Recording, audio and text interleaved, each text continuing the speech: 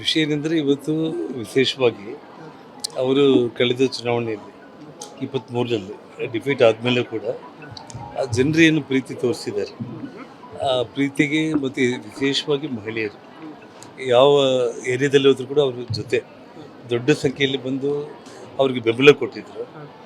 ಅದು ಎಲ್ಲಿ ಕೂಡ ಕೊರತೆ ಆಗಬಾರ್ದು ಅಂತೇಳಿ ನಿರಂತರ ಸಂಬಂಧಗಳು ಇರಬೇಕು. ಒಂದು ಎರಡನೇದು ಅವರು ಸ್ವಾವಲಂಬಿಗಳಾಗಿ ಬದುಕೋದಕ್ಕೆ ಈ ನಾರಿ ಜೀವನ ಕಾರ್ಯಕ್ರಮ ಈಗಾಗಲೇ 1000 ಮಂದಿ ಮಹಿಳೆಯರು ತಾವು ನೋಡ್ತಾ ಇರ್ಬೋದು. ತಿಂಗಳಿಗೆ 25,000 50,000 1 ಲಕ್ಷ ಕೂಡ ದುಡಿಯುವಂಥ ಮಟ್ಟಕ್ಕೆ ಅವರಿಗೆ ಆ ಏರಿಯಾಗಳಿಗೆ ಅನುಗುಣವಾಗಿ ರೀಚ್ ಆಗಿದ್ದಾರೆ. ಸೊ ಆ ಕಾರಣಕ್ಕೆ ನಾರಿ ಜೀವನ ಪ್ರಾರಂಭ ಮಾಡಿರುವಂಥದ್ದು. ಕೊಂಡು ನಿಮಗೆ ಡಿಲಿಮಿಟೇಷನ್ಸ್ ಈ ತಿಂಗಳಾಗುತ್ತೆ. ಯಾಕೆಂದರೆ ಪಕ್ಷಕ್ಕೆ ಬೆಂಬಲ ದೊಡ್ಡ ಪ್ರಮಾಣದಲ್ಲಿ ಇವತ್ತು TMC ಸಂಸದರು BJPಗೆ ಬೆಂಬಲ ಕೊಟ್ಟಿರುವಂಥದ್ದು.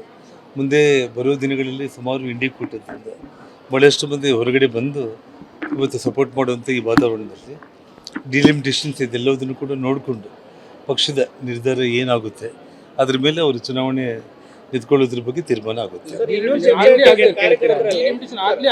ಕಾರ್ಯಕರ್ತರು ಒಂದು ಚರ್ಚೆ ಆಗ್ತಾ ಇದೆ ಸರ್. ನಿಮ್ಮ ಕಾರ್ಯಕರ್ತರಲ್ಲಿ ಜನಾರ್ದನ್ ರೆಡ್ಡಿ ಅವರು 2028ಗೆ ಬಳ್ಳಾರಿ ರಾಜಕಾರಣ ಆದರೂ ಬಳ್ಳಾರಿ ನಗರ ಕ್ಷೇತ್ರವನ್ನು ಕಂಟೆಸ್ಟ್ ಮಾಡ್ತಾರೆ ಅನ್ನೋದು. ಸೊ ನೋಡಿ, ನಾನು ಒಂದೇ ಒಂದು ವಿಷಯ ಏನಂತಂದರೆ, ಇವಾಗ ಗಂಗಾವತಿ ಶಾಸಕನಾಗಿ ನಾನು ಇದ್ದೀನಿ. ನಾನು ಯಾವುದೇ ಕಾರಣಕ್ಕೂ ಕೂಡ ಗಂಗಾವತಿ ಬಿಡೋ ಪ್ರಶ್ನೆ ಬರೋದೇ ಇಲ್ಲ. ಒಂದು ಮತ್ತು ಬಳ್ಳಾರಿ ರಾಜಕಾರಣ ಅನ್ನೋದು ಮಾತ್ರ ಅಲ್ಲ, ಸುಮಾರು ಒಂದು 7-8 ಜಿಲ್ಲೆಗಳಲ್ಲಿ ನಾನು ಓಡಾಡೋದ್ರಿಂದ ಅಥವಾ ಈವನ್ ಇನ್ಕ್ಲೂಡಿಂಗ್ ಬೆಂಗಳೂರು, ಕೋಲಾರ, ಚಿಕ್ಕಬಳ್ಳಾಪುರದಿಂದ ಹಿಡಿದು ಇಡೀ ರಾಜ್ಯದಲ್ಲಿ ಸುಮಾರು ಜಿಲ್ಲೆಗಳಲ್ಲಿ ನನ್ನಿಂದ ಆ ಅಭ್ಯರ್ಥಿಗಳಿಗೆ ಒಂದು 5,000 ಮತಗಳು ಸಿಗುತ್ತೆ ಅನ್ನುವಂಥ ನಂಬಿಕೆ ಪಕ್ಷಕ್ಕೆ ಇರುವಂಥ ಸಂದರ್ಭದಲ್ಲಿ, ನನಗೂ ವಿಶ್ವಾಸ ಇರೋ ಸಂದರ್ಭದಲ್ಲಿ ವಿಶೇಷವಾಗಿ ಬಳ್ಳಾರಿ ಅನ್ನೋದು ನನ್ನ ಜನ್ಮಸ್ಥಳ ಮತ್ತು ರಾಜಕೀಯವಾಗಿ ಜನ್ಮ ಕೊಟ್ಟಿರುವಂಥ ಸ್ಥಳ ಕೂಡ ಇದು. ಹಾಗಾಗಿ ಯಾವುದೇ ಕಾರಣಕ್ಕೂ ಅಖಂಡ ಬಳ್ಳಾರಿ ಜಿಲ್ಲೆಯಲ್ಲಿ 10ಕ್ಕೆ 10 ವಿಧಾನಸಭಾ ಕ್ಷೇತ್ರಗಳು ಗೆಲ್ಲೋದೇ ನನ್ನ ಗುರಿ. ಅದರೊಟ್ಟಿಗೆ ಕೊಪ್ಪಳ ಆಗಿರ್ಬೋದು,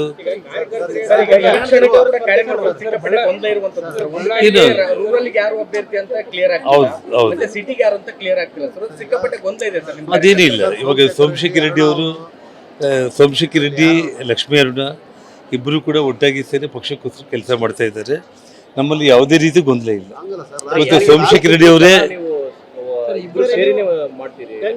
ನಾವು ಕಂಪಲ್ಸರಿಯಾಗಿ ಇವತ್ತು ಸೋಮಶೇಖರ್ ರೆಡ್ಡಿ ಅವ್ರಿಗೋಸ್ಕರ ಲಕ್ಷ್ಮೀ ಅರುಣ ಅವರು ದುಡಿತಾರೆ.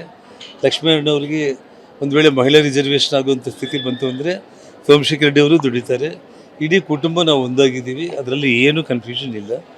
ಸೊ ಬೇರೆ ಕ್ಷೇತ್ರಗಳಲ್ಲಿ ಅಭ್ಯರ್ಥಿಗಳ ಬಗ್ಗೆ ಈಗಿಂದನೇ ನಾವು ಒಂದು ಪ್ರಾಮಾಣಿಕವಾಗಿ ಪ್ರಯತ್ನ ಮಾಡ್ತೀವಿ. ಇಲ್ಲ, ಬಳ್ಳಾರಿ ರೂರಲ್ಲೂ ಇದೆ, ಕಂಪ್ಲಿ ಇದೆ.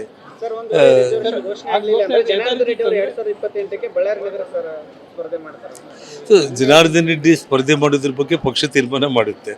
ಮತ್ತು ನಾನು ಹಿಂದೆ ಒಂದು ಮಾತನ್ನು ಹೇಳಿದ್ದೆ, ನಾನು ಹೊಸಪೇಟೆಯಲ್ಲೂ ಕೂಡ ಮಾಧ್ಯಮ ಸ್ನೇಹಿತರಿಗೆ, ಹೊಸಪೇಟೆಗೆ ಅಭ್ಯರ್ಥಿ ಸರಿಯಾಗಿ ಯಾರು ಕೂಡ ಕಾಣ್ತಾ ಇಲ್ಲ. ಯಾರು ಅಂದರೆ ನಾನು ಕಮಲದ ಗುರುತು ಅಂತ ಹೇಳಿದ್ದೆ ನಾನು.